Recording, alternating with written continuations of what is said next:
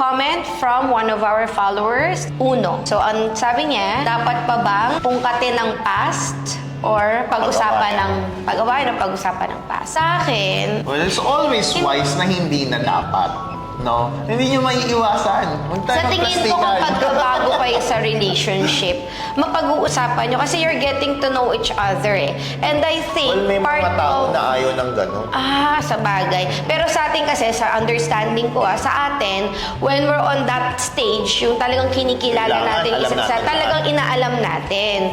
It helps us to know our partner well. Kasi syempre, ano yung pinagdaanan niya, sino yung mga taong nakasalamuhan niyo. So para sa akin, nakatulong yun sa akin para mas makilala kitang mabuti. Pero ngayon, na ilang years na tayo, 10 years married and 18 years na ba tayo?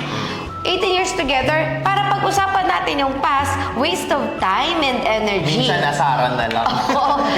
Correct. Pero hindi para palagi natin pag-usapan. So, sa stage ng buhay natin ngayon, hindi na.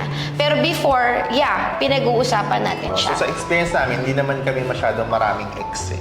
Oo. Tabla lang kami. But the thing is, hanggat pwede niyong iwasan, mas maganda. It's always Tsaka kung hindi makakatulong sa relationship nyo, then bakit kailangan pag-usapan? Siguro kailangan niyo yun sa umpisa kung bago pa lang kayo. Yun nga, parang getting to Pero kung know. matagal na, hindi na dapat. Yeah. Dapat lilipas yan. Leave it If you're behind. able to manage it na mas hindi nyo na pinag-uusapan at nang mas maaga sa relationship, better. Much better. Better. Totoo. Kesa yung sobrang tagal nyo yun na pinagtatalunan. Oo, inuungkat nyo pa ng Alis talaga inuungkat. yung tipong may yung napaka...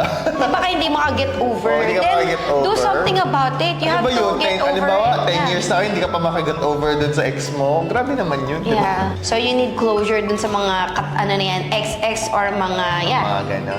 past na yan. Masyadong na yun, telenovela na yung mga... Hindi na nakakatulong sa relationship niyong mag-part. So, anything na hindi nakakatulong, tanggalin.